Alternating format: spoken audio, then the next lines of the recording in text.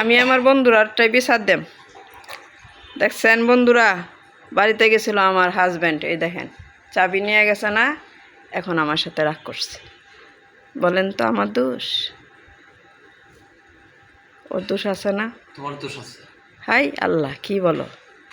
কোনোদিন দোষ নাই, এখন দোষতাছ? দোষী নাই। তুমি যখন যাওয়ার সময় হ্যাঁ, জিজ্ঞেস করতে হয় তুমি কি চাবি লইছ, তুমি কি কি কাজের জন্য যাইতেছ, তুমি কি গ্যাস বই লইছ, এগুলো জিজ্ঞেস করতে হয়। 8 দিন ধরে যাইতে চাইতেছে, 8 দিন ধরে। বলেন আপনারা।